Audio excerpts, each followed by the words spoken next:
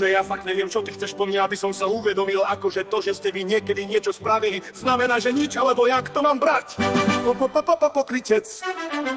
Takže som ti písal úplne zbytočne, čo už môžeme pokračovať v tom, čo sme robili doteraz, no. Takže pokračujeme v tom, čo doteraz chápem. Inak nič sme ti nespravili, len sme išli sa hrájkať preč. Ne, vôbec iba všetci istý status. Ako ja, a ste sa zachovali jak kokoti, tak prečo si dal ten status?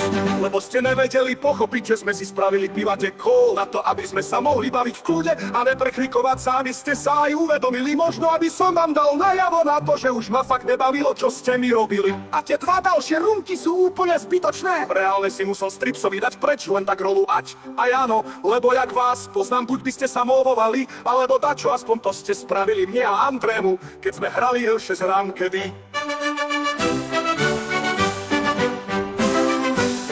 To bolo raz a aj Strips múvoval Tibora, poď sa s nami o tom porozprávať, lebo sa mi tu nechce vypisovať. Maximálne to budem riešiť osobne s tebou, nič viac, nič menej. Osobne mi zec karty liberál a poď to riešiť teraz. Akože reálne, prečo by som mal ísť do Vojcu, kde sú traja ľudia, čo majú všetko proti mne a nepriznajú si nič za ich chybu, Šimon. Ja neviem, či tam je vôbec pointa sa s vami baviť. Reálne mi dávaš najavo, že sa so mnou nechceš baviť. Za prvé, Alex ti nič nespravil, za druhé, ako vieš, že sme tu traja, za tretie, potom všetko vysvetliť do Voice.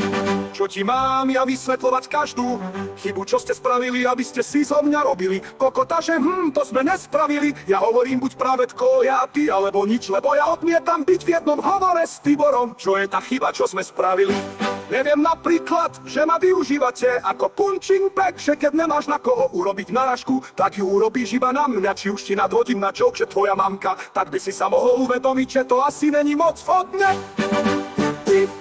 Napríklad to, že ste si dali ten status všetci, akože rage, play, ty si fajn, good try, toto není konverzácia, ktorá je 100% seriózna. Ja tu som iba na to, aby ste si so mňa robili srandu reálne. A ti si akože nerobíš srandu iba na moju osobu, reputáciu a nerobíme si srandu iba z teba.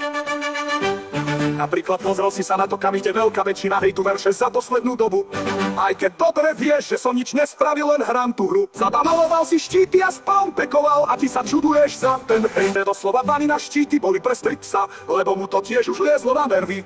A spampik není až taký ťažký na to, aby si sa mu vyhol. Vieš, je pekné, že povieš, stačí povedať žiadne štíty a žiadne spampiks. Tak by som to rešpektoval, pokiaľ by ste rešpektovali svoju časť. No jasne, že to nikto nebude dodržiavať, keď ste traja nafetovaní proti 5 nie tak dobrým.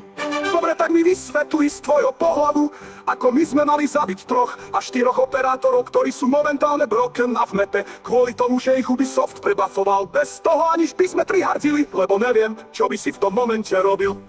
Ale není to moc zábava dostávať nabehnuté od 3 až 4 ľudí so shieldom a navyše ja som dával možnosti, ako vybalancovať týmy, ale nikto ma nepočúval a keď už ma niekto počúval, tak nie, bude to 5 v 3. A neviem, na čo chcete tak moc 5 v 3, keď sa aj tak budete sťažovať, keď prehrávate. Šimonovo, vždy sa niekto bude sťažovať, keď prehráva, tomu sa nevyhneme, ale čo máš to byť v takej situácii? My sme sa nesťažovali, no to neviem, a vy ste vyhrávali. Prečo boli sťažnosti na bani, lebo ste nemohli abusovať broken metu? Proste to nevieš hrať proti Slavovi, ktorý to hrá pár dní, ty slaný melón. Akože čo je pointa tejto konverzácie vôbec? Iba si zo mňa robiť srandu, lebo akože streamovať tento chat ďalším 4 ľuďom je akože docela trápne a dobre viem, že toto bude eskalovať iba dole, lebo v tom Voice chate je Slavo. A môžem zabudnúť, že sa tu dačo bude brať seriózne od tohto momentu. Zasa to zhadzuješ na Slava, na silu. Šimon, toto nie sú tvoje vlastné slova. Ono to je pekné, že sa niekoho budeš zastávať, ale je vidno, že toto si nepísal. Paťo, tu je Šimon, už nemám veľa času. Akože pokiaľ sa so mnou chceš ešte baviť, tak by si to mal brať 100% seriózne. Čo je vidieť, že to tak nebereš. Reálne sere ťa iba to, že sme odišli bez slova. To, čo ste aj vy spravili veľakrát a my iba raz. A ešte to, že sme si skopírovali tvoj emotype shit status, ktorý si dal kvôli tomu, že sme odišli hrať niečo iné. Šimon, toto som už vysvetloval, neviem, či si to nepobral. Akože poviem to tak, že buď si to vyriešime byť veľa príletkov, alebo tú konverzáciu môžeme ukončiť tu a pokračovať, ako to bolo to teraz. By nikde si to vysvetlil, tu napríklad. A my sme spravili to isté, ale my sme kokoti. Uvedom sa, Šimon, vy ste to nespravili kvôli tomu, že by ste sa nechceli preklikovať. Čo je pointa si urobiť práredkov, len o server na to, aby ste neboli v rúmke, kde my nejsme. Ja som Paťo a viem všetko, Šimon, nejako ti začínajú dochádzať argumenty. To si hovorím aj ja.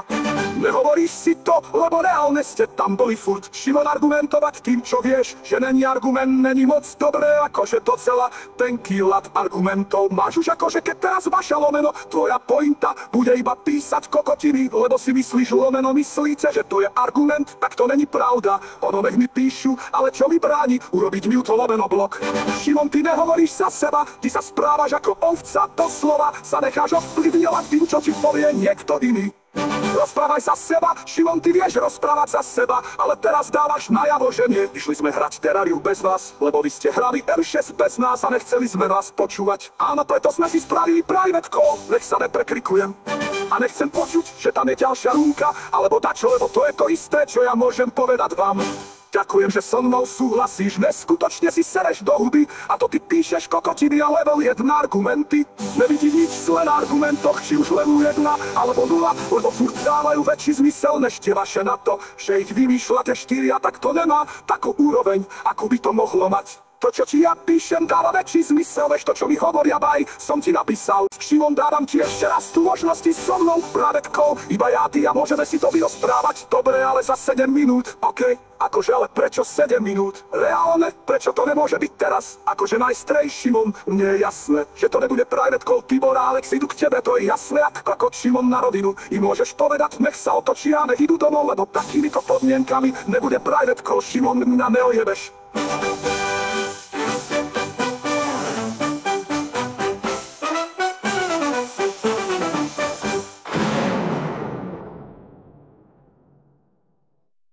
A tak sme ho ojebali?